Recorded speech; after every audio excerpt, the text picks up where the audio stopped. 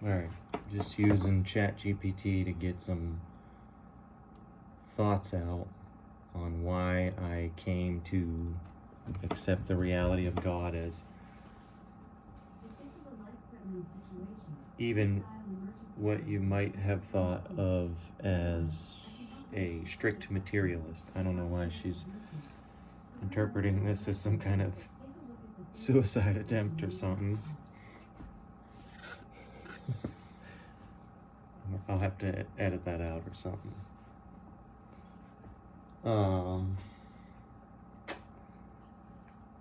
Anyway, that was weird.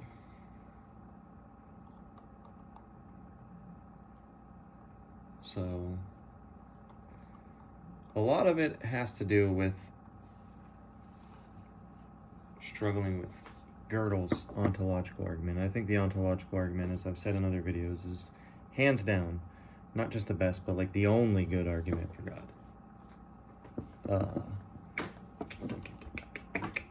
And Gödel's actual notes on it, I thought they always just stuck in the back of my mind of what he meant by the positive properties. Like that could be as simple as like 1 + 1 = 2, you know, like that's at least one real greater than-ness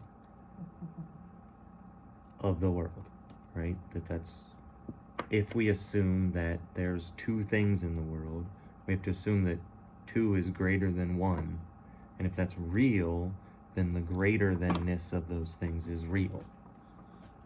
And that bothered me, I should say, is the best way to put that. As a materialist, that bothered me. If as a materialist that doesn't bother you, that's totally understandable, but it bothered me. I thought about it a lot. So let me get to it. ChatGPT is not a person, so it gets confused at times and it gets things wrong, but helps to get your thoughts out at least. So the argument would go, if greatness is possible for beings, there is a greatest possible being. And I've refined this a little further down. But if greatness is possible for beings, there is a greatest possible being. The greatest possible being is what we mean by the word God. Either materialism affirms a hierarchy of value as possible, or it does not. Materialism therefore affirms that there must be at least one God. There must be a God. And ChatGPT says, you've set up a compelling argument because it's always blowing smoke up your ass. Let's unpack it step by step and see if it holds logically. If greatness is possible, there is a greatest possible being. This is a strong premise. If greatness is real, there must be an ultimate point of greatest possible greatness. If there can be a hierarchy of value, some beings are greater than others. There logically must be a greatest being that embodies the highest possible greatness. The greatest possible being is what we mean by the word God. It says, I agree here. Okay, I didn't know you could do that.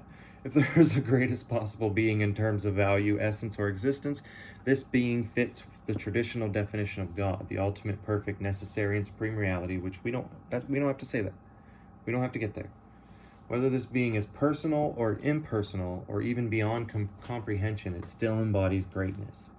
Either materialism affirms a hierarchy of value as possible, or it does not. It says this is the crucial test of materialism. If materialism acknowledges that there is some hierarchy of value, then it must also affirm the existence of a greatest possible being. If materialism denies a hierarchy of value, then everything in the universe is ontologically equal and no true concept of greatness can exist. This is the fork in the road for materialism. It either accepts some sort of qualitative hierarchy as real, or it doesn't. Materialism affirms there must be a God. If materialism does accept a hierarchy of value, it leads directly to the conclusion that there must be a greatest being, which is what we refer to as God. You know what I mean? Like, we can just take that for granted. Even in a materialistic worldview, if there is a hierarchy of greatness, then the greatest possible being must exist. However, if materialism denies the hierarchy, by reducing everything to purely materialistic and value-neutral entities, which you can do, it then struggles with the notion of greatness and value itself. In that case, it can't coherently explain the existence of a greatest being, and a greatest being must exist, no matter what that is, and it can change. We'll get to that, though. It's hard to get chatgpt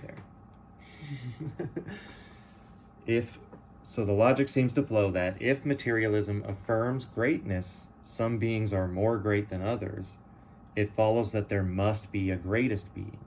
And if there is a greatest being, then this being is, by definition, God, no matter what that being is. Thus, your argument suggests that materialism implicitly leads to a form of theism because it would be forced to affirm a hierarchy of value that requires a greatest possible being, which we call God. What do you think? Does this reasoning hold up for you? Does materialism, in your view, inevitably affirm the need for a God? So I said 5, under materialism, God must be some actually existing being that theoretically could be discovered, or value does not exist, per the previous 4 steps. This 5th step adds an interesting layer to the argument. Let's break it down. Under materialism, God must be some actually existing being that theoretically could be discovered, or value does not exist. Here you're asserting that if materialism is to account for greatness and value, it must either admit that a greatest being, God, exists within the physical realm and could, in theory, be discovered, or it must deny the existence of real value altogether. This hinges on whether materialism can justify a hierarchy of value while staying within the bounds of a strictly physical reality. Let's explore both possibilities. God as an actually existing being. If materialism affirms a hierarchy of greatness, then the greatest being must exist as a part of the physical universe. This means God would not just be a philosophical or metaphysical concept, but a real discoverable entity, perhaps a force, an entity, or a structure that holds all value, meaning, or perfection in the material world. The challenge here is that materialism typically denies that there could be anything beyond physical empirical reality.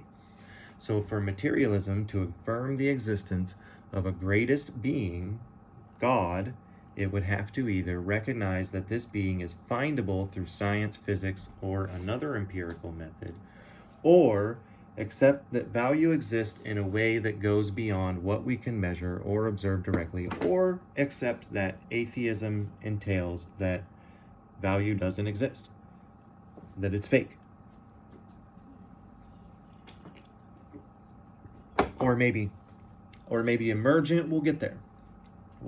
Or maybe it's emergent, or it's limited, it changes. We'll get there. We'll get to Aquinas and Anselm, the saints.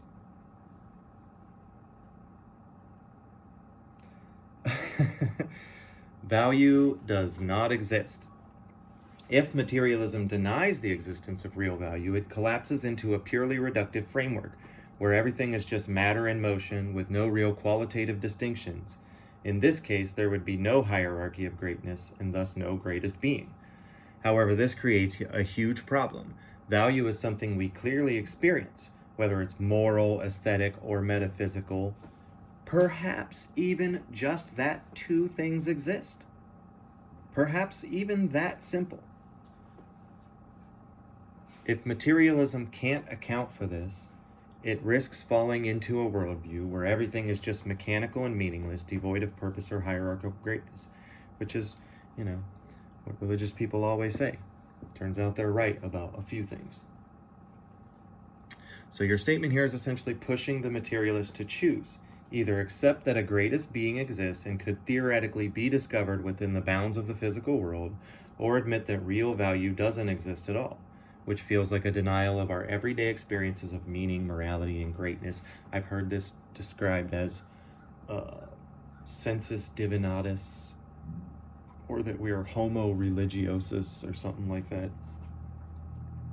This step ties everything back to the ontological necessity of God as the greatest possible being. Either God exists and materialism can make room for value, or God does not exist and we must abandon any claim to real objective value. How does this perspective sit with you? Does it challenge materialism in a way that feels coherent? Yeah, it does to me. It might not be to you. I'd love to hear where I'm going wrong here. This is just the ideas I was juggling around while studying theology and philosophy.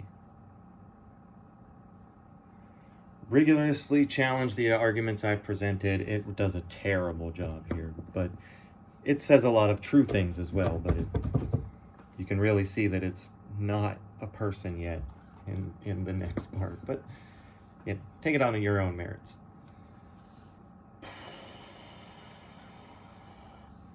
If greatness is possible for beings, there is a greatest possible being. This premise relies on the principle of greatness as a hierarchy. If some beings can be greater than others, then there must be, logically, a maximum point of greatness. However, there are a few conceptual issues with this idea. Conceptualizing greatness. What exactly do we mean by greatness? Is it a measurable trait like a size or intelligence, or a qualitative value like moral goodness or beauty? The assumptions that greatness is a linear or quantifiable property is a point of contention. For example, it's possible to argue that greatness is multifaceted, moral, aesthetic, intellectual, and thus not reducible to one supreme form. What if greatness is distributed across different realms of being, e.g., moral greatness, intellectual greatness, creative greatness? What if? What if it is Sophia or Aphrodite? In this case, it's not clear that a single greatest being would emerge. Possible infinite hierarchies. Another critique is that greatness might not necessarily be bound by a finite maximum limit. Some philosophers, e.g. David Hume, have argued that values like greatness don't necessarily imply a maximum or an endpoint. In a world where infinite progression is possible, like the asymptotic nature of certain qualities,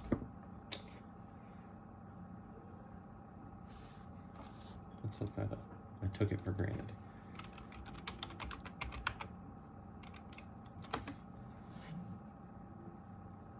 Something that approaches a specific value or curve arbitrarily closely, often as a variable trends towards infinity without, put this in brackets, which is what that one math YouTube channel says happens when you plot dividing by infinity. When you plot dividing by infinity on a thing, that's what they say happens, right? It becomes asymptotic, I think, is what that's saying.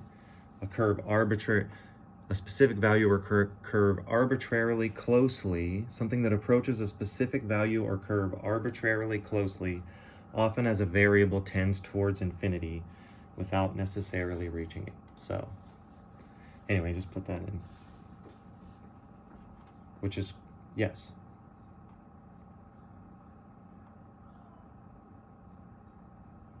In a world where infinite progression is possible, like the asymptotic nature of certain qualities, there might be no greatest being.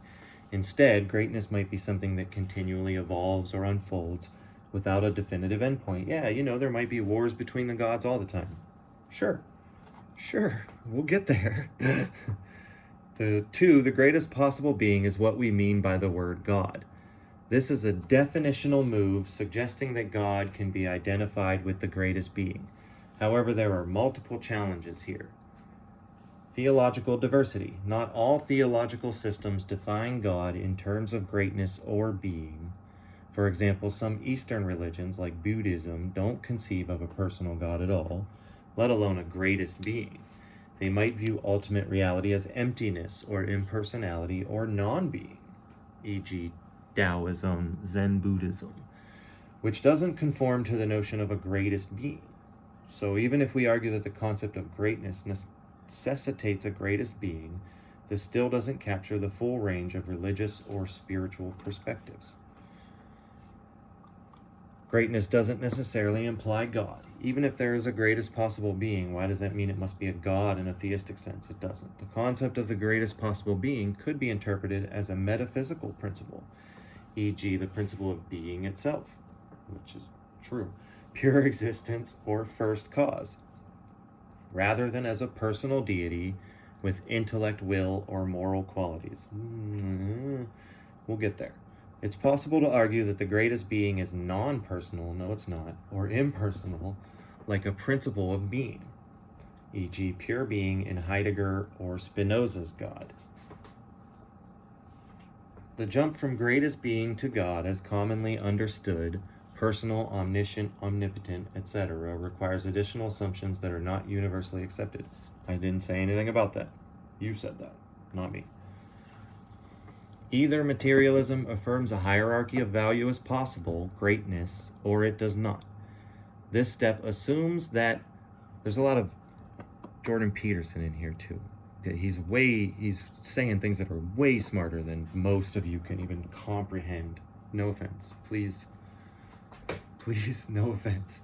Like, that's, you might have got good grades or whatever, but you're here and he's like,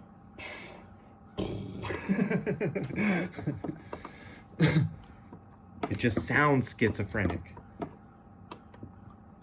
Either materialism affirms a hierarchy of values as possible, greatness, or it does not. This step assumes that materialism must either admit a hierarchy of value or deny it altogether, but there are some issues with this dichotomy: materialism and value.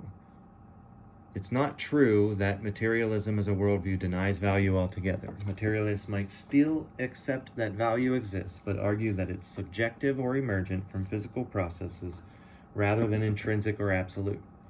For example, ethical naturalists argue that moral values emerge from evolutionary biology or social cooperation, which would still maintain a hierarchy of value, but within a non-theistic materialistic framework. Thus, materialism doesn't necessarily require a rejection of a hierarchy of value. It just places that hierarchy within the physical world, emergent from human experience or natural processes.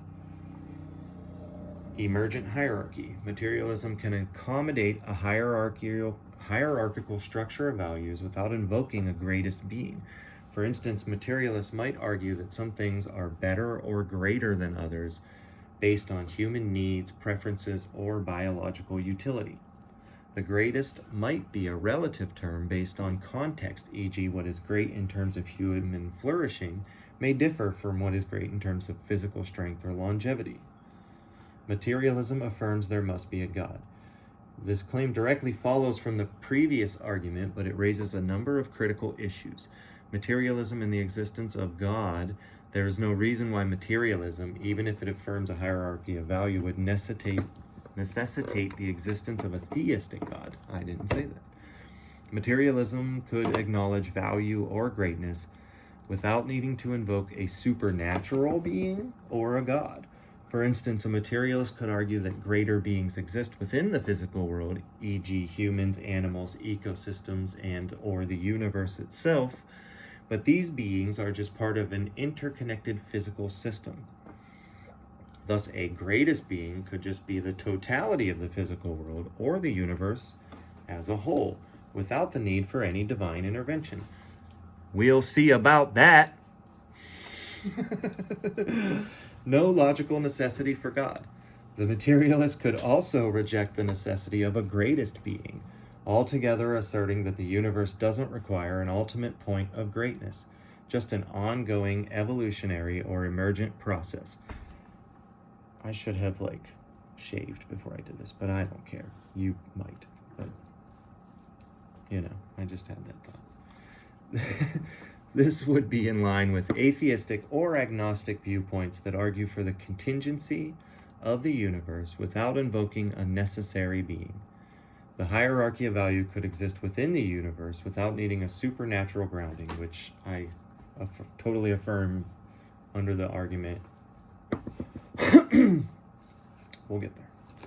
Under materialism, God must be some actually existing being that theoretically could be discovered, or value does not exist. This is the most challenging part, and it faces a few key issues: materialism and value, As mentioned earlier, materialism can still accommodate value, whether subjective or emergent, without necessitating an actual being that can be discovered. Materialists can argue that value is a human construct, moral values, aesthetic preferences, that can still be studied scientifically without appealing to a supernatural being. In this sense, materialism doesn't demand that God is traditionally conceived.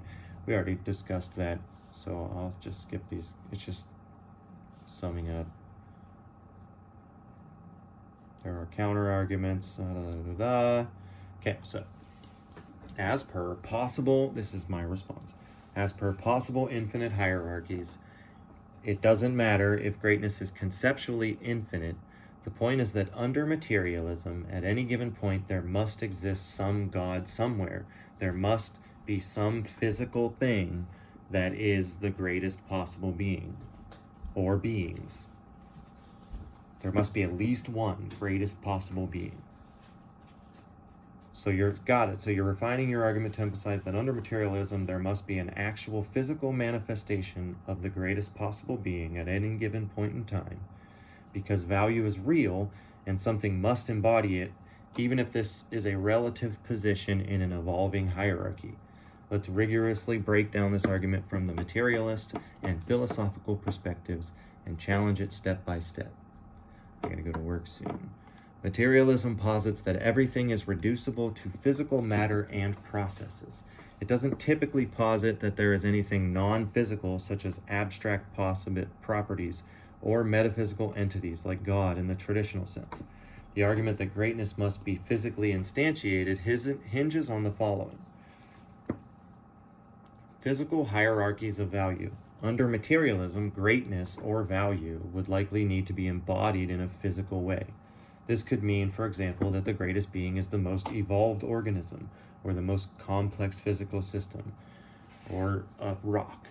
Materialism could acknowledge the existence of such systems, like humans or even larger ecosystems or entities, but the claim that there must be a single greatest being at any point is not strictly required by materialism itself, which I didn't say. Materialists could argue that greatness is an emergent property of complex physical systems like humans or societies, but that doesn't necessarily mean that there is one single greatest being or entity. You get it.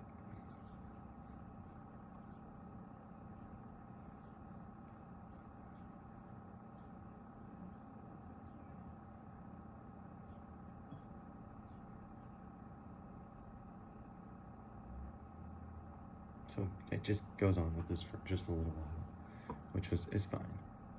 And then it says possible infinite hierarchies and materialism. Even if greatness could be infinite in some conceptual sense, the material world still requires that there is a greatest being at some point in time, because the material world operates within finite constraints, such as size and intelligence, etc. In a finite world, we'd expect that the greatest possible being would have observable characteristics, even if these characteristics are subject to change over time. For example, one might argue that humans are the most intelligent beings on Earth, but materialism doesn't require that this intelligence is an absolute endpoint. Instead, it could mean that intelligence continues to evolve and improve in humans, or that other species may eventually surpass human intelligence.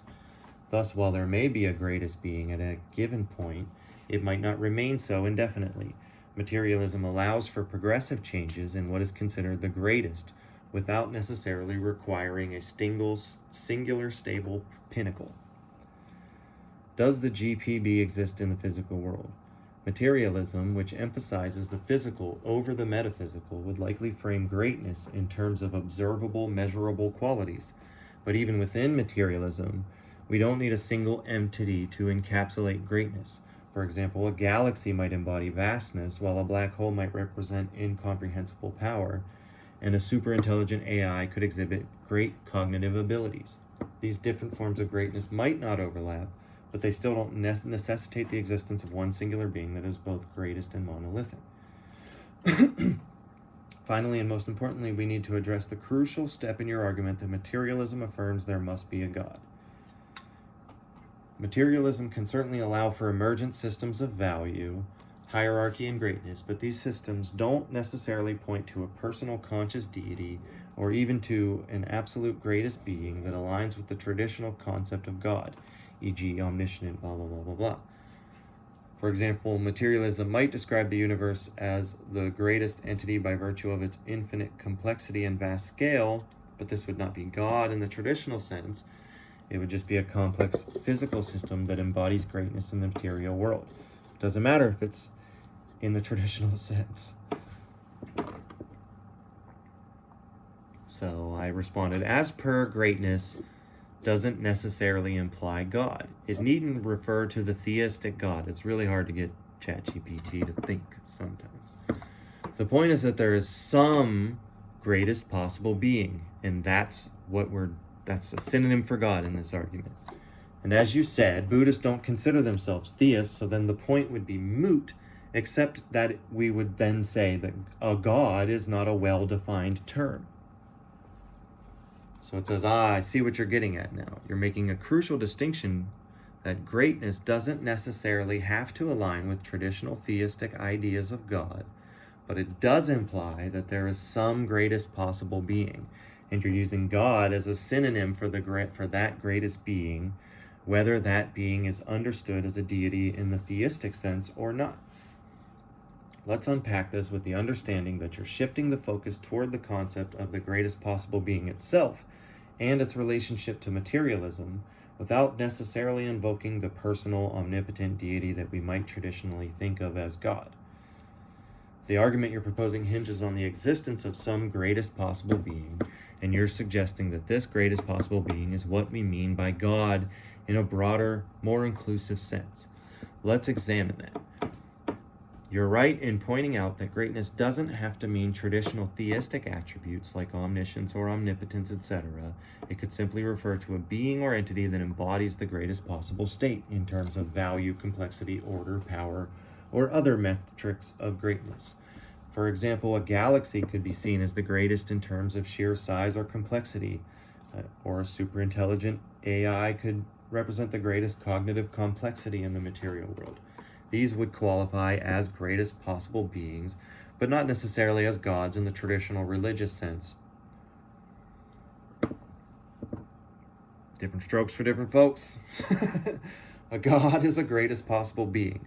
Under your argument, God is defined simply as the greatest possible being in whatever form that may take, whether that's a physical being, a system, or even an emergent property of physical processes.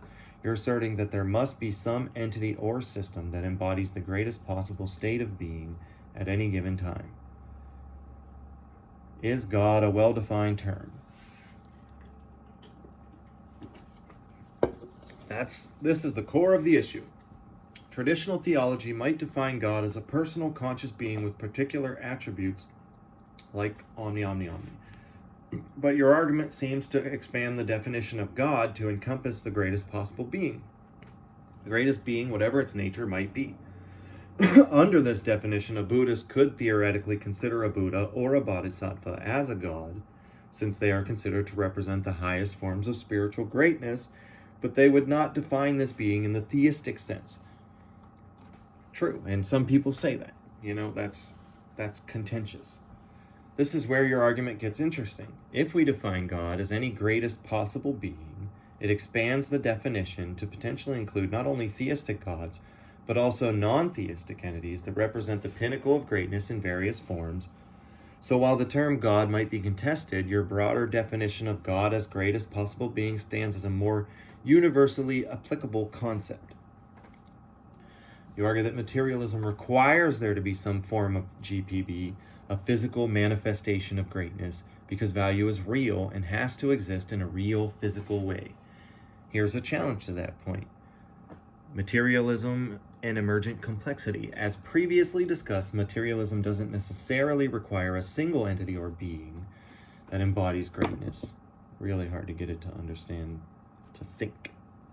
We've already discussed this. ChatGPT. Stop going back to the internet. Stick with the conversation we're having. Treat me like a person. I also struggle with that, ChatGPT. No judgment.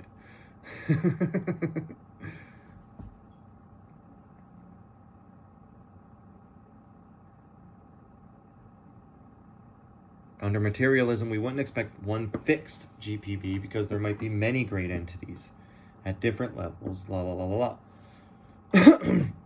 If we're insisting that the GPB must be a physical being, then we run into a materialistic tension.